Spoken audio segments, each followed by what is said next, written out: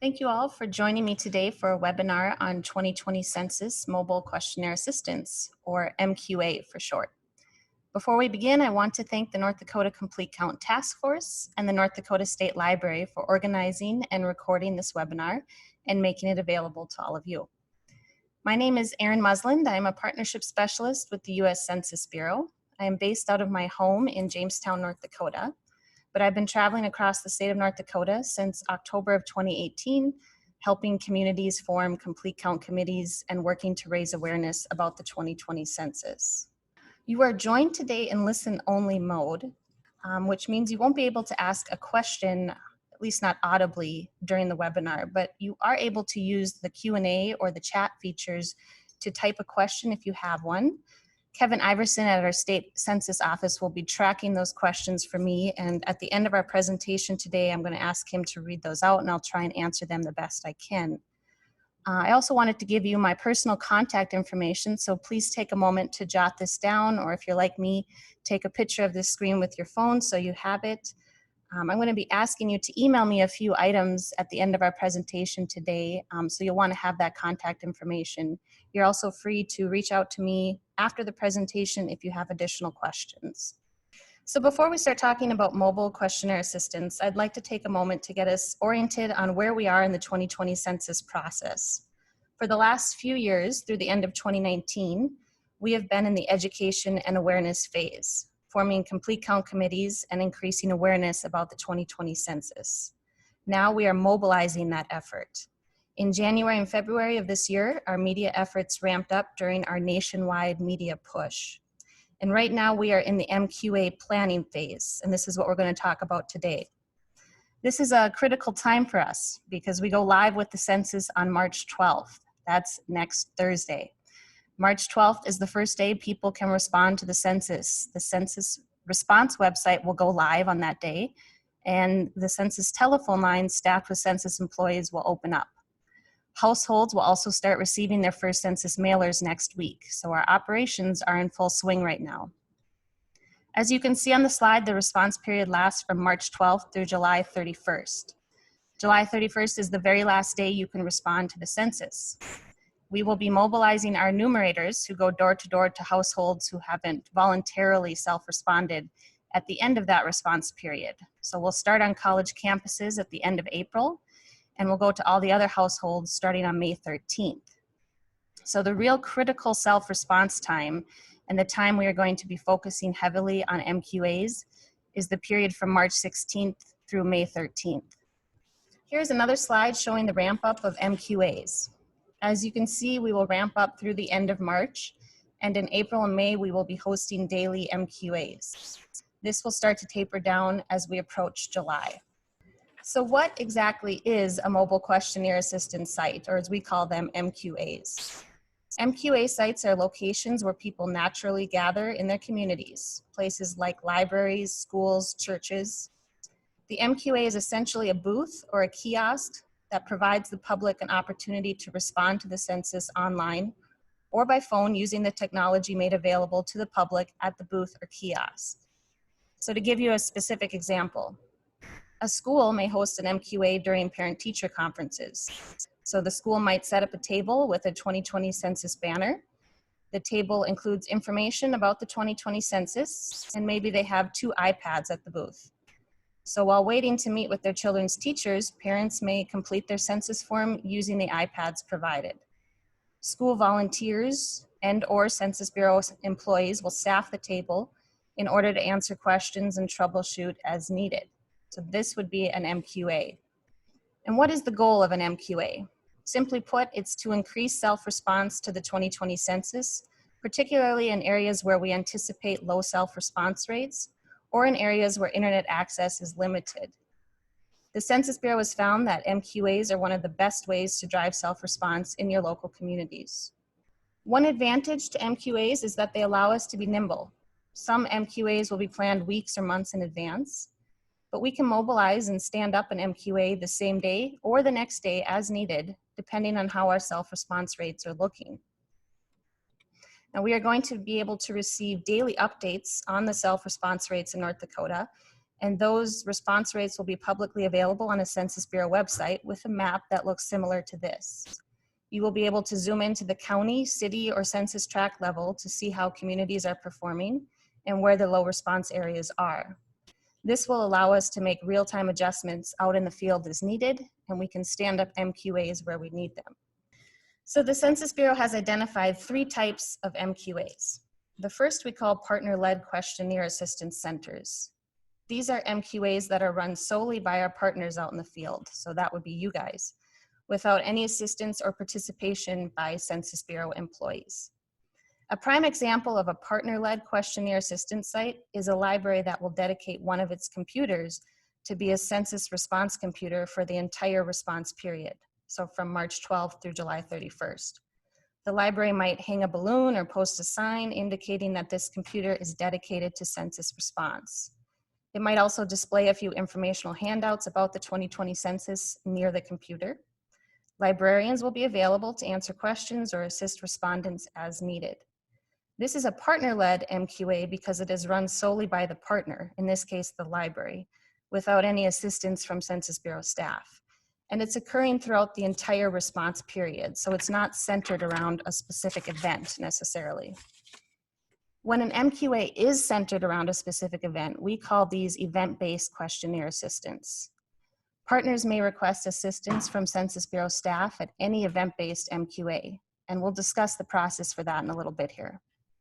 So using the same example from before, if that library that had dedicated a computer for the entire response period also decides to host a special Get Out the Count Census Day on April 1st. So it's a special census event that the library will promote locally. Maybe they'll have a speaker at the library that day, or a dignitary like the mayor attend and take a photo, with the goal being to drive more census response using the library's bank of computers. In that case, we would consider the April 1st event a separate event-based MQA. And this is just one example. There are many different types of community events and therefore many different types of event-based MQAs. You could have an MQA centered around a sporting event, a church event, school event, clinic event, really anything. The third and final type of MQA is the highly mobile questionnaire assistance site. These are not planned out in advance or based around a scheduled event. Instead, these are the MQAs we stand up in the field the same day or next day in areas where self-response rates are low. You will have those live updates like we talked about. So for example, let's say that Kidder County is responding at a much lower rate than other counties in North Dakota. In that case, I or one of my colleagues will call maybe the Kidder County Library and ask if they would be willing to let us host an MQA at the library the next day. And that would be an example of a highly mobile MQA. In that instance, the Census Bureau will provide the staffing and the equipment. So for the most part, MQAs will be hosted, staffed, and equipped by our partners out in the field. And that would be those of you on this call. The Census Bureau will support MQAs with equipment and staffing where possible, but these resources are limited. So I have been telling all my partners that if you are planning to host an MQA, you should plan to provide the equipment yourself and have enough volunteers or employees to staff it. We don't want to rely on the area census office, or as we call it, the ACO in Bismarck, to send you the staff and equipment you need because there may not be enough to go around. So if we can plan to have enough staff and equipment, then we will all be covered, and any extra assistance we get from the ACO in Bismarck will just be gravy. With that said, Kevin, I don't know if you're able to unmute and share the resources available from the state task force. Sure. Yeah, thanks, Erin. Can you hear me okay? Yes, I can hear you. Okay, good. We have reserved or been able to obtain 6 computers here at the North Dakota Department of Commerce that we can use for supporting these kinds of activities. These computers, we do need to maintain some kind of accountability for them, so we're going to try and send a task force member with those computers as a volunteer for that event, or a Commerce Department employee if need be. But we can't just send them out. We need to maintain them. But like I said, we do have a group of 6 computers that we can use for events such as this. Great, thank you, Kevin. I wanted to go over everyone's lanes as we see them for MQAs. So in the first column, for our partners in the field, that would be you guys, we are asking you to do the following: to secure the MQA location on the desired date and time, to provide whatever tables, chairs, tent, etc. that you might need, to create private areas at or near your MQA for respondents to complete their census form with some level of privacy, to provide the necessary equipment, whether that be computers, iPads, telephones, whatever you have available, to staff the MQA with volunteers or employees, and to print informational handouts about the 2020 census. Now I have a whole host of handouts I can provide to you, everything from what the 2020 census is to the rules on confidentiality. We have handouts on which questions will be asked on the form and why we ask those questions. So if you need any handouts, please email me at the email address I showed you earlier, and I can send you those in PDF form. We would just ask that you print the copies yourself. In the next column, our partnership specialists, so that would be me and my colleagues who you may have met, Joey, Peggy, Joe, Cheryl, and Kenny. We're going to play a special role in this as well. We will plug in to help staff your event-based MQAs when our schedules allow. And we will also be the ones responsible for working with partners to stand up the highly mobile MQAs in low response areas as needed. We will answer your questions. And most importantly, we will serve as a liaison between the partners in the field, you guys, and the area census office in Bismarck. So we're going to be the ones requesting and coordinating Census Bureau staff from the ACO to come out to your MQAs and help in the field. So you will tell us how many staff you need, and we will make the formal request on your behalf. We'll talk about the specific process for that in more detail later. And then the last column, we have Census Bureau staff that will be deployed from the ACO in Bismarck to assist you in the field. These people will be known as Census Response Representatives, or we call them CRRs. It's the federal government, so of course we have an abbreviation for everything. The CRRs will be based out of the ACO in Bismarck, but they'll be traveling throughout the state to staff MQAs. Each CRR will be equipped with a Census Bureau issued iPad that is highly secured. And for that reason, it's something that you can use at your MQA for census respondents. So it's not only do you get the benefit of an extra staff person, you get the benefit of their device to use as well. Each CRR is sworn in as a Title 13 employee to uphold the Census Bureau's confidentiality standards. So they are the best person to help a census respondent who needs assistance with his or her form. We'll talk about that more too. Okay. Now, if you're starting to feel information overload setting in, fear not. The Census Bureau has published an MQA guide for partners in the field. And I've got here a picture of the cover of the MQA guide. The guide covers everything I'm talking about today and then some. It is 33 pages long, but it has large font and a lot of white space. So it's pretty easy reading, and you can probably get through it in less than a half an hour. Unfortunately, I don't have a link to a website where you can just go and download it. But if you email me, I can certainly provide it to you in email form. I've also provided the state library with an electronic copy, so you could request it from them as well.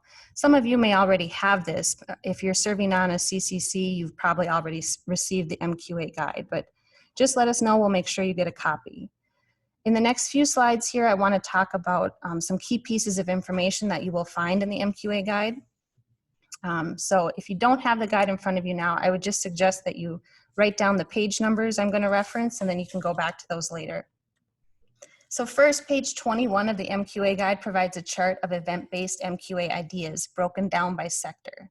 For example, for the education sector, it suggests PTA events or high school sporting events. For the health sector, it suggests working with community clinics. I would recommend you take a look at this chart, and it might help develop some MQA ideas. The next page, page 22, provides a calendar of various nationwide census events that will be taking place between now and the end of July. You may want to schedule your MQA to coincide with one of those nationwide events. So check out page 22 of your guide for information on that. Pages 23 and 24 of the MQA guide provide a checklist of items you should be sure to have at your MQA. And this is a really important checklist that you want to make sure you go over.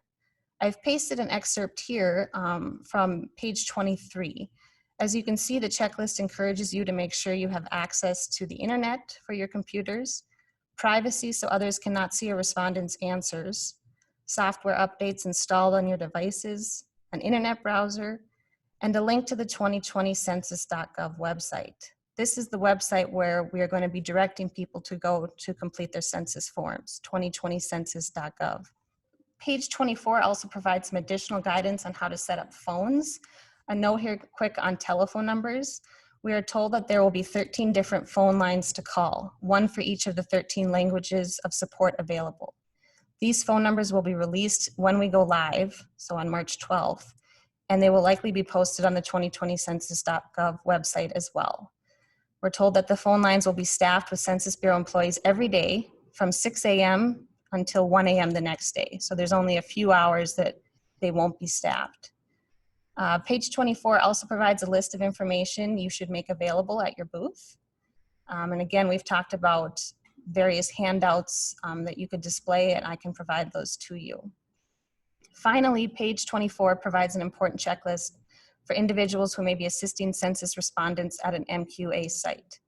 One question I get most frequently is, to what extent can a partner working at an MQA site assist someone in completing their census form? This section on page 24 provides the answer, and because it is so important, I'm going to read it to you now.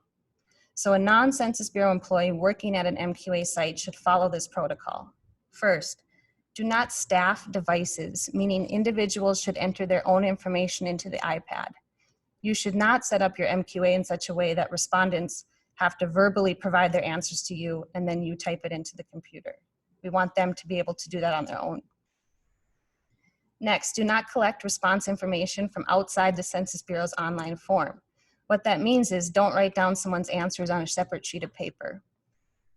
Make it clear that you are not a Census Bureau employee. You should refer respondents who want assistance to the Census Bureau's phone number. So one of those phone numbers that will be released, you should encourage people to call that number if they have questions.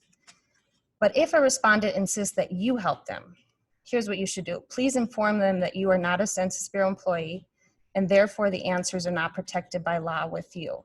And this goes back to the emphasis the Census Bureau places on confidentiality. When a respondent provides us their answers in private by typing their response into the iPad, that information is secured under our strict federal laws. But if a respondent insists that you help them and wants to provide his answers to you and have you enter the information for him, while that's a great thing because you are helping increase self-response, it is also important for us to make clear that the respondent, that line of confidentiality is then broken. In other words, the strict federal laws governing the confidentiality of the data do not extend to you as a volunteer. And we do that just because we want to be clear when we're communicating with the public and not confuse anyone. So along those same lines, page 25 of the MQA guide provides a list of do's and don'ts for partners. And I would strongly encourage you to have your volunteers who will be staffing your booth read through this list. The bulk of these items are designed to, again, protect the public from confusion. So only Census Bureau employees are bound by those strict federal laws of confidentiality. So the guide states that, for that reason, as a partner, you should be clear about the fact that you are not an employee or representative of the U.S. Census Bureau. And it says, don't lead respondents to believe that they have confidentiality if they give you their answers. Don't place calls to individual households, and don't visit homes to collect data in person. And that's because we don't want to confuse people and have them thinking that you are an official Census Bureau enumerator. So the MQA guide also provides links and information to the Census Bureau resources that are available to you. Page 14 gives you an overview of those resources. Pages 15 and 16 of the guide provide an overview of the language support materials the Census Bureau provides. As you may know, the census form itself will be available online in 13 different languages.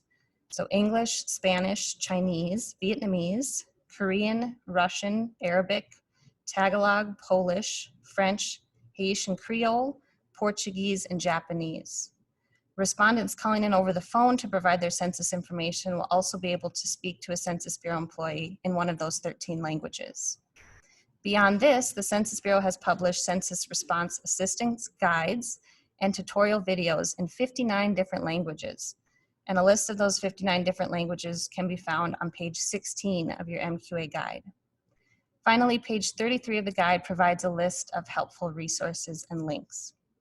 The last item I want to point out for you are the tutorials on page 9 of your MQA guide. If you find yourself in a situation where a respondent insists on your assistance in completing the online form, then it will be important for you to know how to access and navigate your way through the form. The first thing I'll recommend you do is to complete your own census form online as soon as you receive your first census mailer next week. That's obviously one of the best ways to get a sense of how the online form works.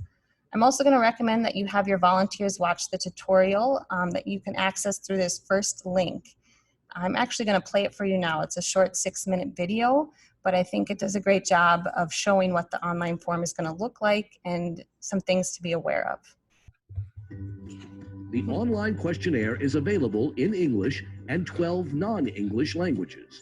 To select a language, click on the globe icon and select the name of the language, or select the name of the language at the bottom of any screen. This video will show a step-by-step demonstration. Keep watching. You will need to complete the 2020 census in one session. If you leave, you will have to start over. To begin, choose Start Questionnaire. First, enter your 12-digit census ID. If you do not have a census ID, select the link below the login button and answer some additional questions about your address. You will still be able to respond. Then, confirm that you are completing the 2020 census questionnaire for the address shown. Select yes or no. If you will be staying at this address on April 1st, choose yes. Otherwise, choose no. The next button takes you forward, and the previous button takes you back. Do not use the forward or back buttons on your browser, or else you may need to start over. Next, enter your name and telephone number. Enter your full name. Sometimes a message may appear on the screen that asks you to check your response or enter additional information. Review what you entered before selecting the next button. Enter the number of people, including yourself, who will be living or staying at this address on April 1st, 2020. Click on the underlined blue links for help with the questions. Make sure that you count people where they usually live and sleep. If someone does not have a usual residence, count them where they will be staying on April 1st. Include babies and children of all ages, close or extended family members, people who are not related to you, and people staying here without a permanent place to live. Do not include anyone who lives away from this address most of the year, such as college students, armed forces personnel, people in a nursing home, mental hospital, jail, prison, detention center, etc., or people visiting who usually live and sleep somewhere else. These people will be counted in other ways. Then, list the name of each person living or staying at this address. To add more people, select the button labeled Add Another Person. We do not want to miss any people staying at this address on April 1st. If you forgot to include anyone who stays here, choose Yes and enter those names. Otherwise, choose No. Now you're ready for the next two questions about the home at this address. On April 1st, will the house, apartment, or mobile home at this address be owned by you or someone in this household with a mortgage or loan, including home equity loans, owned by you or someone in this household free and clear without a mortgage or loan, rented, or occupied without payment of rent? Then select the names of the owners or renters of this house, apartment, or mobile home. Next, we ask some questions about each person you listed earlier. First, we ask if the person is male or female. We also ask you to enter the month, day, and year this person was born. Make sure that the age that appears is correct as of April 1st, 2020. Next, we ask about Hispanic origin and race. Please answer both this and the next question. Select whether this person is not of Hispanic, Latino, or Spanish origin, Mexican, Mexican-American, or Chicano, Puerto Rican, Cuban, or another Hispanic, Latino, or Spanish origin. If you selected the last response, enter more details in the box below. Next, we ask about race. Select one or more checkboxes: white, Black or African American, American Indian or Alaska Native, Chinese, Filipino, Asian Indian, Vietnamese, Korean, Japanese, other Asian, Native Hawaiian, Samoan, Chamorro, other Pacific Islander, or some other race. Enter detailed origins in the boxes that look like this. Additional people will also see this question. How is this person related to the reference person? Select opposite sex husband, wife, or spouse, opposite sex unmarried partner, same sex husband, wife, or spouse, same sex unmarried partner, biological son or daughter, adopted son or daughter, stepson or stepdaughter, brother or sister, father or mother, grandchild, parent-in-law, son-in-law or daughter-in-law, other relative, roommate or housemate, foster child, or other non-relative. We're almost finished. Some people live or stay in more than one place, and we need to make sure everyone is only counted once. Select the name of anyone who usually lives or stays somewhere else. Otherwise, choose none of the above. If a person does usually live or stay somewhere else, select the reason why from the following: to be with a parent, grandparent, or other person, to attend college, for a military assignment, to be closer to a job or business, in a nursing home or group home, in a jail or prison, at a seasonal or second residence, or for another reason. Great job. You are now ready to send your responses. Select Submit Questionnaire to complete the 2020 census. You will see a confirmation page with your address and today's date. That's it.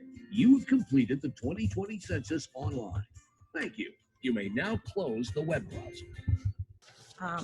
We're nearing the end here, and before I pop up my contact information for any additional questions, I need to request that you please email me 2 pieces of information on MQAs you may have scheduled or in the works. So just a reminder, here are the 3 types of MQAs we talked about, and I need to gather information on the last 2 highlighted in yellow. So if you're planning to host an event-based MQA and you would like the Census Bureau to assist you by providing staff and equipment, I will need some details from you regarding the event.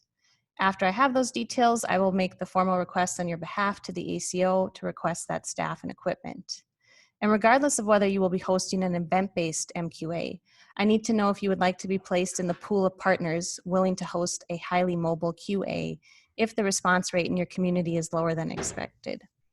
So to simplify this, I hope, I've drafted up the body of an email I would like you to send to me. My email address is again at the top of the screen. So please copy and paste this information or jot it down, or better yet, take a picture with your phone so you have it. This is what I'll need to know from you. First, if you are willing to host an event-based MQA, please provide me with the following details about your event. I'll need to know the name of the event. So for example, the Jamestown Home and Garden Show, or Get Out the Count at City Hall, whatever it is. The date or dates of your event. So remember, if you are staffing a response site for the entire response period from March 12th through July 31st, we would not consider that a specific event-based MQA. But if you are hosting a response site for a day or two, maybe April 1st through 2nd, then it would be an event-based MQA, and you should let us know. Also need to know the time of your event and the location. Please provide a physical address and not just the name of the place. So Gwinner Community Center, we'd need a physical address for that. Indicate whether the event is located on a tribal nation. A simple yes or no will do here. Is the event indoor or outdoor? Provide check-in details for Census Bureau staff who may be attending. So for example, check in at the front desk and ask for Mary Smith. Provide the name and phone number of the point of contact. We abbreviate that POC. List any equipment you need and are requesting from the ACO. For example, tables, chairs, or a tent if the event is outside. Then also list the equipment that you will be providing. So table, chairs, tent, computers, iPad, phones, whatever you'll be providing. State the number of census staff you are requesting.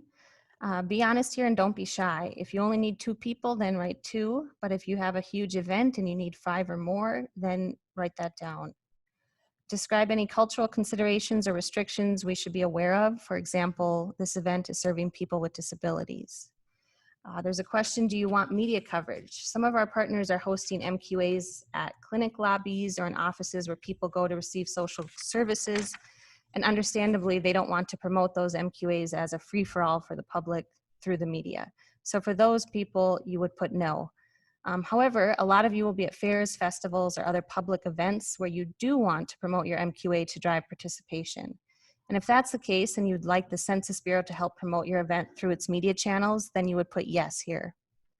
Finally, provide any other important event information. So for example, if the local transit bus will be providing free transportation to and from the event site, that would be something that you should note for us as well.